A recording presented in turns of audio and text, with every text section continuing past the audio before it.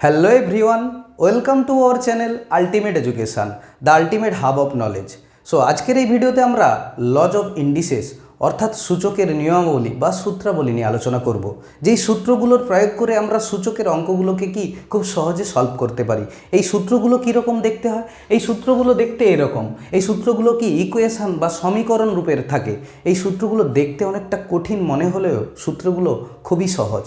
বেশিরভাগ স্টুডেন্ট এই সূত্রগুলোকে মুখস্থ করার চেষ্টা করে, তাই তাদের কাছে এই সূত্রগুলো মনে রাখা এবং বিভিন্ন অঙ্কে অ্যাপ্লাই করা খুবই কঠিন হয়ে পড়ে। কিন্তু এই সূত্রগুলোকে আমরা যদি মুখস্থ না করে কোথা থেকে এসেছে, কিভাবে এই সূত্রগুলো তৈরি হলো সেটা জানি, তাহলে আমাদের কাছে এই সূত্রগুলো মনেও থাকবে খুব সহজে এবং খুব সহজে আমরা বিভিন্ন অঙ্কে অ্যাপ্লাই করতে পারবো এবং সূচকের অঙ্কগুলো খুব সহজে সলভ করতে পারবো। তো এই ভিডিওটা তোমরা শেষ পর্যন্ত দেখো। এই ভিডিওটা শেষ পর্যন্ত দেখার পর তোমরা এই সূত্রগুলোর সাহায্যে সূচকের অঙ্ককে খুব সহজে সলভ করতে পারবে। তো ভিডিওটা শুরু করা যাক।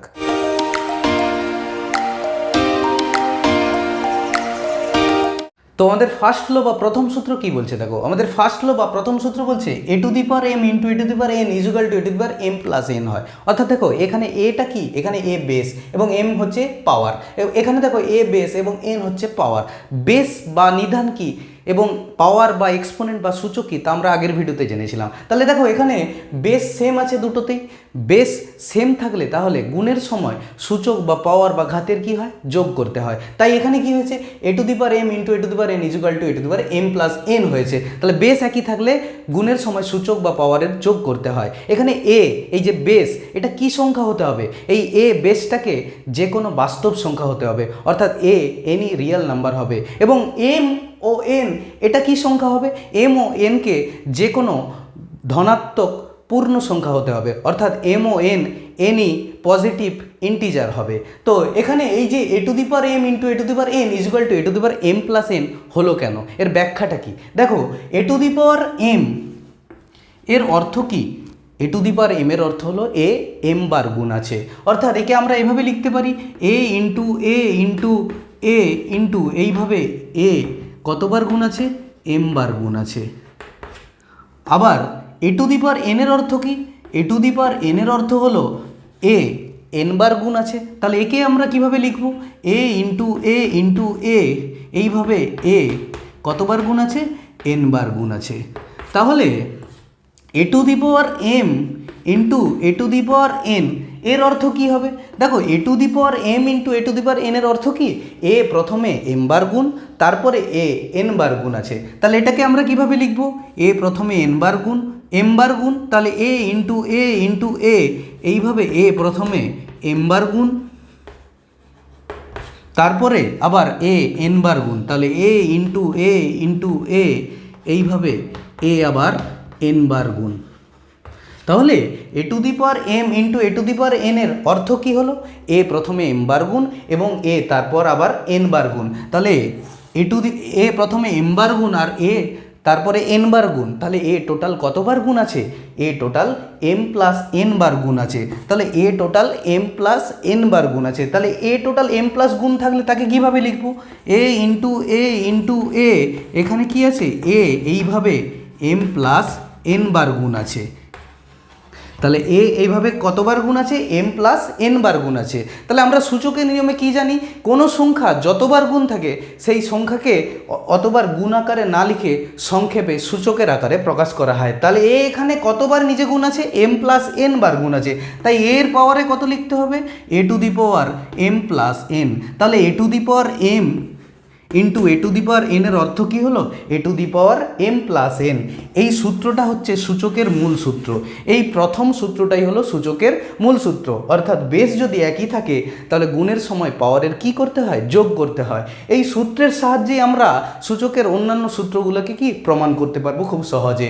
তাহলে এই সূত্রটাকে আমরা একটা উদাহরণের সাহায্যে আরও সহজভাবে বুঝে নিই। উদাহরণে বলেছে two to the power 3 into two to the power 4 equal to কত? দেখো টু টু দি পাওয়ার 3 এর অর্থ কি? টু টু দি পাওয়ার 3 এর অর্থ হচ্ছে 2 3 বার গুণ। তাহলে 2 গুণিত 2 গুণিত 2 এইভাবে 2 3 বার গুণ আছে। এবং into two to the power 4, তাহলে টু টু দি পাওয়ার 4 এর অর্থ কি? 2 4 বার গুণ। তাহলে একে এভাবে লিখতে পারি 2 গুণিত 2 গুণিত 2 গুণিত 2। তাহলে দেখো দুই টোটাল কতবার গুণ আছে? দুই টোটাল দেখো 1 2 3 4 5 6 7 বার গুণ আছে, তাহলে দুই টোটাল 7 বার গুণ আছে। আমরা সূচকে জেনেছিলাম কোনো সংখ্যা যদি বারবার গুণ আকারে থাকে তাহলে তাকে বারবার গুণ আকারে না লিখে তাকে সূচকের সাহায্যে খুব সংক্ষেপে লেখা যায়। তাহলে দুই এখানে টোটাল কতবার গুণ আছে? দুই টোটাল 7 বার গুণ আছে। তাহলে দুইকে আমরা এইভাবে লিখতে পারি 2 টু দি পাওয়ার 7। এখানে 2টা কি বেস এবং 7টা হচ্ছে কি তার পাওয়ার। তাহলে দেখো এই যে এটাকে এইভাবে এক্সপ্রেস না করে এইভাবে ভেঙে না লিখে আমরা প্রথম সূচকের প্রথম সূত্র অ্যাপ্লাই করে এটাকে ডাইরেক্ট এইভাবে আমরা আনতে পারতাম। তাহলে দেখো আমাদের প্রথম সূত্র কি বলেছিল? A to the power m into a to the power n equal to a to the power m plus n. তাহলে দেখো এখানে বেস যদি সেম হয় তাহলে গুণের সময় পাওয়ারের কি হয়? যোগ হয়। এখানেও দেখো 2 to the power 3 into 2 to the power 4। তাহলে এখানে দেখো বেস দেখো সেম আছে, 2 আছে, কে আছে? বেস 2 আছে, এবং তাহলে গুণ আছে তাদের মধ্যে, তাহলে পাওয়ারের কি করতে পারি? যোগ করতে পারি। তাহলে 2 to the power 3 plus 4 equal to কত হবে? 2 টু দি পাওয়ার 7 হবে। তাহলে অ্যান্সার দেখো সেম এলো। তাহলে আমরা এই সূত্রগুলোর অ্যাপ্লাই করে সূচকের অঙ্কগুলো কি খুব সহজে সলভ করতে পারবো। খুব সহজে আমরা এই সূত্রগুলোর অ্যাপ্লাই করে আমরা সূচকের অঙ্কগুলো খুব সহজে সলভ করতে পারবো। তাহলে আমাদের দ্বিতীয় সূত্র কি বলছে আমরা দেখে নিই।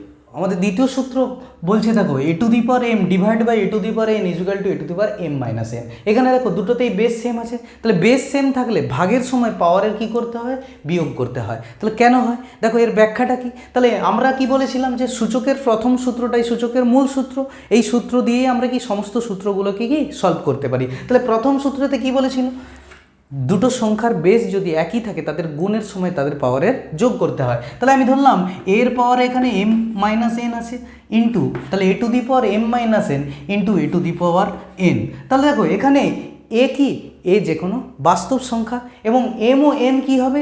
এম ও এন যে কোনো ধনাত্মক পূর্ণ সংখ্যা, অর্থাৎ এনি পজিটিভ ইন্টিজার্স হবে। তাহলে এম ও এন যদি পজিটিভ ইন্টিজার বা ধনাত্মক পূর্ণ সংখ্যা হয় তাহলে এম মাইনাস এন কী হবে? যেখানে এম গ্রেটার দেন এন, অর্থাৎ এমটা কি এনের থেকে বড়।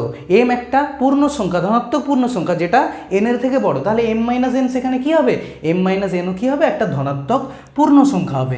এম মাইনাস এনও একটা ধনাত্মক পূর্ণ সংখ্যা হবে। কেন হবে? দেখো যদি ধরি এমকে আমি যে কোনো একটা ধনাত্মক পূর্ণ সংখ্যা 7 ধরলাম, এবং এন কি তার থেকে ছোট, ধরো আমি 3 ধরলাম, তাহলে অবশ্যই 7 3 এর থেকে কি ছোট, তাহলে এম মাইনাস এন কত হবে? তাহলে 7 মাইনাস 3 সমান কত হবে? 4। দেখো 4ও কি একটা ধনাত্মক পূর্ণ সংখ্যা। তাহলে এম ও এন যদি ধনাত্মক পূর্ণ সংখ্যা হয় এবং এম এনের থেকে যদি বড় হয় তাহলে এম মাইনাস এন অবশ্যই কী হবে? একটা ধনাত্মক পূর্ণ সংখ্যা হবে। তাহলে এখানে দেখো প্রথম সূত্রের অ্যাপ্লাই করে এটাকে কীভাবে সলভ করবো? A to the power m minus n into a to the power n. তাহলে দেখো দুজনের বেস কী আছে? সেম আছে, এবং পাওয়ার কী আছে? এর পাওয়ারে এম মাইনাস এন আছে, এর পাওয়ারে এন আছে। তাহলে দেখো সূচকের প্রথম সূত্র থেকে আমরা কী জেনেছিলাম? যে বেস যদি একই থাকে তাহলে গুণের সময় তাদের পাওয়ারের কী করতে হয়? যোগ করতে হয়। তাহলে এখানে কি হবে? এটা সমান কি হবে? A to the power m minus n plus n. তাহলে দুটোর পাওয়ার কি করলাম? যোগ করলাম। তাহলে m minus n plus n, দেখো এখানে প্লাস এন মাইনাস এন কি কেটে যায়, তাহলে a to the power m minus n plus n equal to কী হবে? A to the power m. তাহলে আমরা কি পেলাম? A to the power m minus n into a to the power n equal to কী পেলাম? A to the power m. তাহলে দেখো এটা একটা কি সমীকরণ। এখানে দেখো এই যে a to the power NK যদি আমি ওপাশে নিয়ে যাই, এখানে কী ছিল? এই পাশে এ টু দি পাওয়ার এনটা গুণ আকারে ছিল, তাহলে সমীকরণের ওদিকে গেলে কী হবে? ভাগ হবে। তাহলে a to the power m minus n equal to কী হবে? A to the power M.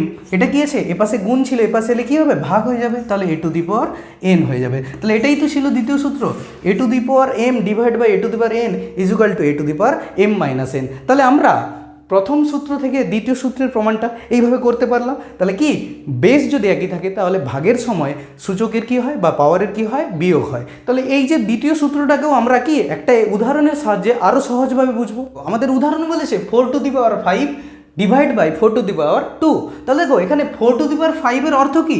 4 to the power 5 অর্থ হলো 4 কি 5 বার গুণ আছে, 4 5 টাইমস মাল্টিপ্লাই আছে। তাহলে এটাকে এভাবে লিখতে পারি আমরা 4 ইন্টু 4 ইন্টু 4 ইন্টু 4 ইন্টু 4, এভাবে 4 কি 5 বার গুণ আছে, তাই 4কে 5 বার গুণ আকারে লিখলাম। নিচে কি আছে? Divide by 4 to the power 2। তাহলে 4 টু দি পাওয়ার 2 এর অর্থ কি? 4 2 বার গুণ আছে। তাহলে একে আমরা বিশ্লেষণ করে এভাবে লিখতে পারি 4 ইন্টু 4, 4 ইন্টু 4, 4কে 2 বার গুণ আকারে লিখলাম। কেন? 4 কি 4 টু দি পাওয়ার 2 আছে, অর্থাৎ 4 2 বার গুণ আছে। তাহলে দেখো এখানে কি এটা কি একটা ভগ্নাংশ আকারে আছে, উপরে কি আছে? চার পাঁচবার 4 গুণ আছে, আর নিচে কি আছে 4 2বার গুণ আছে। ভগ্নাংশে ওপর নিচে একই সংখ্যা কি কেটে যায়, ওপর নিচে একই সংখ্যা কি ভাগ করে যায়, তাহলে 4 4 দ্বারা কেটে যাবে এবং এই 4 দ্বারা কেটে যাবে। তাহলে ওপরে কি আছে দেখো, ওপরে 3টা 4-এর এখনও গুণ আছে, নিচে কিছু আছে, নিচে কিছু নেই। তাহলে নিচে কত আছে, কিছু নেই মানে 1 আছে, ওপরে কত আছে 3টা 4-এর গুণ আছে। তাহলে 3টা 4 × 4 × 4 মানে কি 4⁻3। তাহলে 4⁻3/1 = কত হয় 4⁻3, কারণ নিচে 1 দ্বারা যে কোনো সংখ্যাকে ভাগ করলে সেই সংখ্যাই হয়। তাহলে এখানে দেখো এই যে এইভাবে এটাকে ভেঙে বিশ্লেষণ করে, এটাকে এইভাবে না সলভ করে, এটাকে আমরা সূচকের দ্বিতীয় সূত্রের সাহায্যে আমরা খুব সহজে ডাইরেক্ট সলভ করতে পারতাম। তাহলে দেখো এখানে আছে 4⁵ / 4⁵2। দ্বিতীয় সূত্র কি বলছিল সূচকের, a⁴m / a⁴n = a⁴m-n। অর্থাৎ বেস যদি একই হয় তাহলে ভাগের সময় তাদের পাওয়ারের কি করতে হয়, বিয়োগ করতে হয়। এখানে দেখো বেস সেম আছে, দুটোই কি বেস 4 আছে, তাহলে কি আছে তাদের মধ্যে কি আছে ভাগ আছে, তাহলে পাওয়ারে তাদের কি করব, বিয়োগ করব। তাহলে এখানে বেস কত 4, আর তাদের পাওয়ার একটাতে 5 আছে, একটাতে 2 আছে, তাহলে কি 4⁵ - 2 তাদের কি পাওয়ারের বিয়োগ করে দিলাম। তাহলে এটা কত হতো 5 - 2 = 3 হয়, তাহলে 4⁵। দেখো সেম এলো। এইভাবে আমরা ভেঙে না করে সূচকের সূত্রের সাহায্যে তাহলে আমরা এটা কি দ্বিতীয় সূত্রের সাহায্যে খুব সহজে সলভ করতে পারলাম। তাহলে সূচকের এই সূত্রগুলোর সাহায্যে আমরা ডাইরেক্ট কি এইভাবে খুব সহজে সূচকের অঙ্কগুলোকে সলভ করতে পারি। তাহলে সূচকের তৃতীয় সূত্র আমাদের কি বলছে সেটা আমরা দেখে নিই এবার। তৃতীয় সূত্র কি বলেছে দেখো, আমাদের থার্ড ল বা তৃতীয় সূত্র বলেছে a⁴m = a⁴n = a⁴mn। তাহলে কোনো সংখ্যার পাওয়ারের আবার হোলের বাইরে যদি কোনো পাওয়ার থাকে তাহলে কি হয়, ওই পাওয়ার দুটো কি হয়, গুণ হয়। তাহলে দেখো এখানে m আর n কি হয়েছে, গুণ হয়েছে, a⁴mn হয়েছে। তাহলে এটা কেন হয়, এই সূত্রের ব্যাখ্যাটা কি দেখো, এখানে a⁴m n এর অর্থ কি দেখো, a⁴m কে যদি আমি পুরো রাশি একটা রাশি হিসাবে ধরে নিই তাহলে তার পাওয়ারে কে আছে, n আছে। তাহলে a⁴m কে যদি আমি পুরো রাশি হিসাবে ধরি তার পাওয়ারে n আছে, এর অর্থ কি a⁴m এই রাশিটা কতবার গুণ আছে, n বার গুণ আছে। তাহলে এটাকে আমরা এইভাবে লিখতে পারি a⁴m × a⁴m এইভাবে a⁴m কতবার গুণ আছে, n বার গুণ আছে।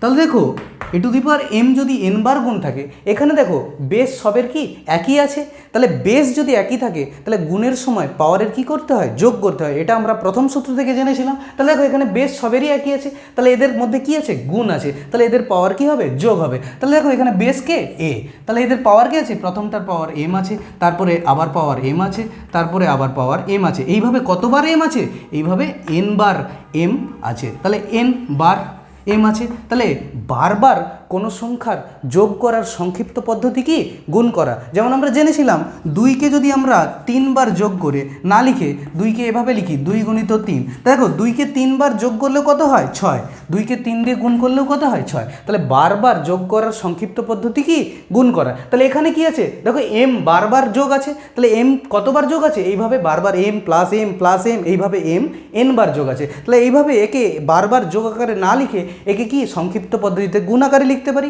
m কতবার যোগ আছে, m n বার যোগ আছে, তাহলে একে আমরা কিভাবে লিখতে পারি, m × n আকারে। যেহেতু এখানে 2 3 বার যোগ ছিল তাই একে কিভাবে লিখেছিলাম, 2 × 3 আকারে। তাহলে এখানে m n বার যোগ আছে, তাহলে একে কি লিখতে পারি, m × n আকারে। তাহলে m × n = কি হয়, a⁴mn। এটাই তো আমাদের তৃতীয় সূত্র ছিল যে a⁴m =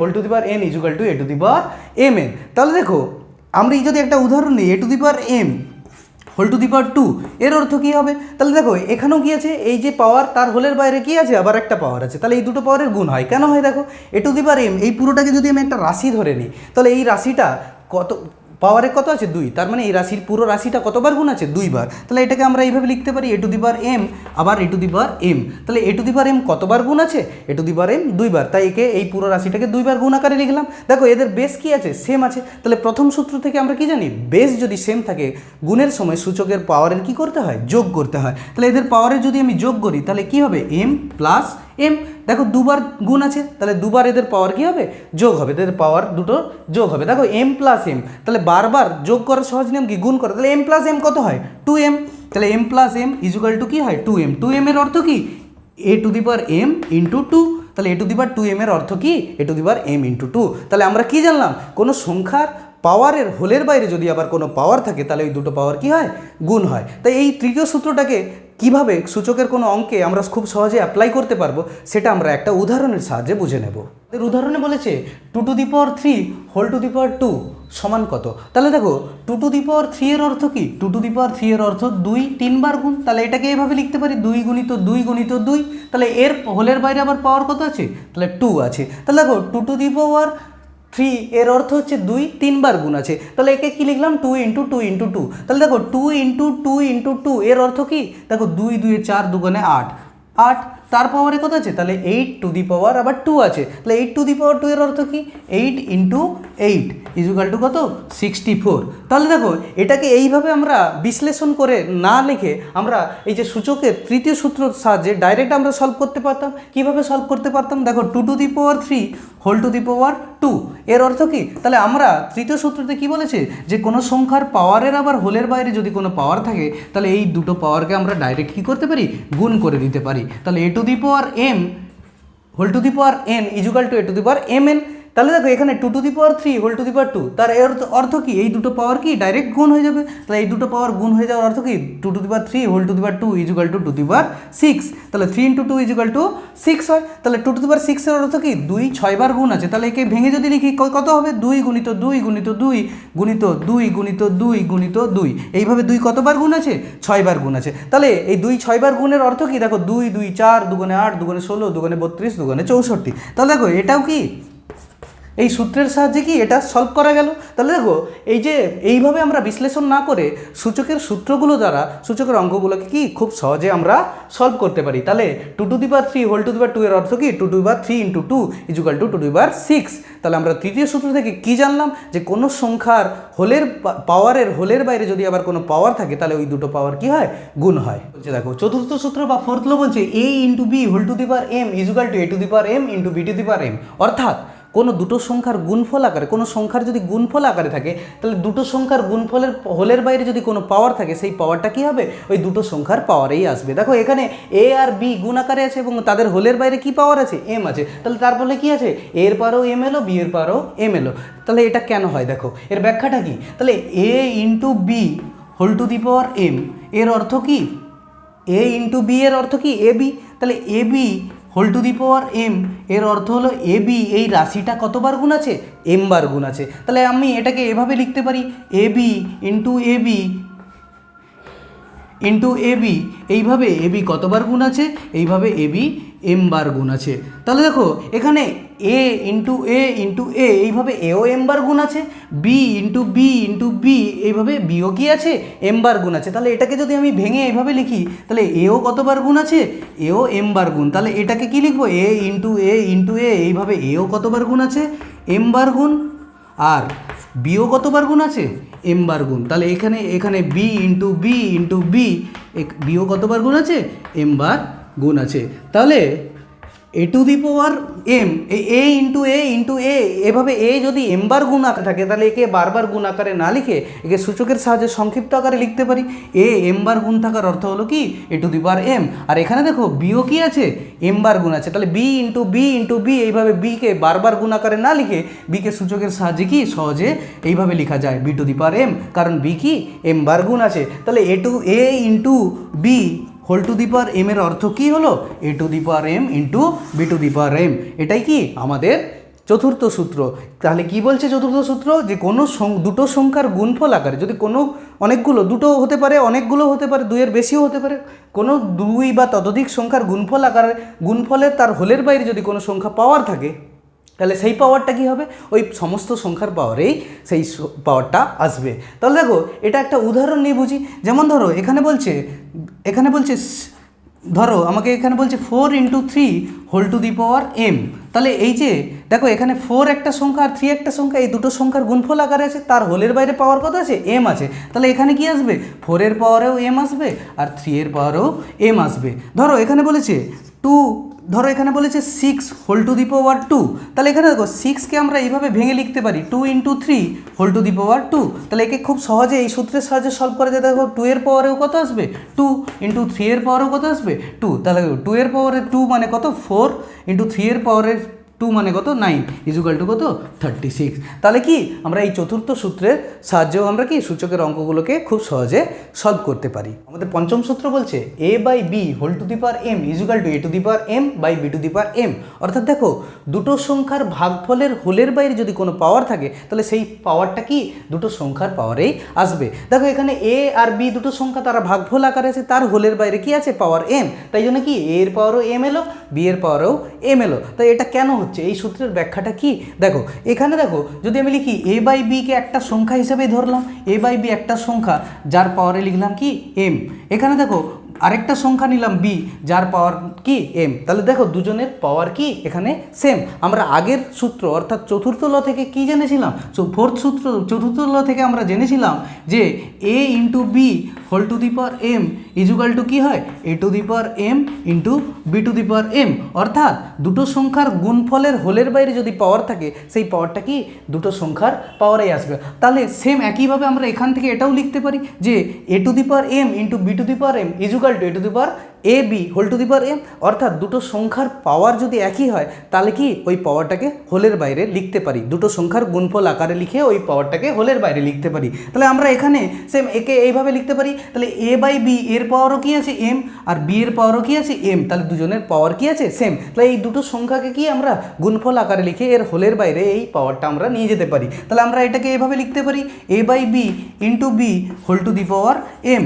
তাহলে দেখো a by B into B equal to কত হয়, বি বি কেটে যাবে এখানে, ইজুকাল টু কী হবে a to the power m। তাহলে আমরা কি পেলাম যে a by B whole to the power m into B to the power m equal to আমরা কি পেলাম a to the power m। তাহলে দেখো এটা কি একটা সমীকরণ, আমরা চতুর্থ সূত্র থেকে এটা পেলাম, এটা কি একটা সমীকরণ। এই যে সমীকরণে এই যে B to the power m এ পাশে গুণ আকারে আছে, বি টু দি পাওয়ার mকে যদি আমি ওপাশে নিয়ে যাই তাহলে কি ওপাশে ভাগ আকারে যাবে। তাহলে a by B whole to the power m কে এ পাশেই রাখলাম, B to the power m কে ও পাশে নিয়ে যাবো, তাহলে B to the power m কী হবে এর সাথে কী হয়ে যাবে ভাগ আকারে যাবে। তাহলে a by B whole to the power m equal to কী হলো a to the power m by b to the power m। তাহলে এটাই কি পঞ্চম সূত্রের কি প্রমাণ। তাহলে পঞ্চম সূত্রটা কি বলছে, কোনো দুটো সংখ্যার ভাগফল আকারের ভাগফলের হোলের বাইরে যদি কোনো পাওয়ার থাকে তাহলে সেই পাওয়ারটা কি দুটো সংখ্যাতেই বসবে। যেমন ধরো এখানে যদি বলে 2/3 whole to the power m, তাহলে এর অর্থ কী হবে 2 এর পাওয়ারও কি m আসবে এবং 3 এর পাওয়ারও m আসবে। অর্থাৎ তোমাকে যদি বলে যে 2/3 হোল টু দি পাওয়ার 3 এর অর্থ কি, অর্থাৎ 2 এর পাওয়ারও 3 আসবে, 3 এর পাওয়ারও 3 আসবে। তাহলে কোনো সংখ্যার ভাগফলের হোলের বাইরে দুটো সংখ্যা ভাগফল আকারে থাকলে এবং তাদের হোলের বাইরে যদি কোনো পাওয়ার থাকে তাহলে ওই পাওয়ারটা কি দুটো সংখ্যার পাওয়ারেই আসবে। তো এই ভিডিওটা এই পর্যন্তই। আমরা আমাদের এই ভিডিওতে কি জানলাম, আমরা আমাদের এই ভিডিওতে সূচকের এই 5টা সূত্র সম্পর্কে আলোচনা করলাম। আমরা আমাদের নেক্সট ভিডিওতে সূচকের বাকি সূত্রগুলো নিয়েও আলোচনা করব। তো এই ভিডিওটা যদি ভালো লেগে থাকে অবশ্যই ভিডিওটাতে লাইক করো, চ্যানেলটাকে সাবস্ক্রাইব করে রাখো এবং তোমাদের যদি কোনো মতামত বা ডাউট থেকে থাকে অবশ্যই কমেন্ট করে জানিও। আমরা এরকম আরও অনেক ইন্টারেস্টিং এবং ইম্পর্টেন্ট ম্যাথমেটিক্সের টপিক নিয়ে আবার আসবো। তো এরকম ম্যাথমেটিক্সের ওপর ইন্টারেস্টিং এবং ইম্পর্টেন্ট টপিক পেতে বেল আইকন প্রেস করতে ভুলবে না। Thank you.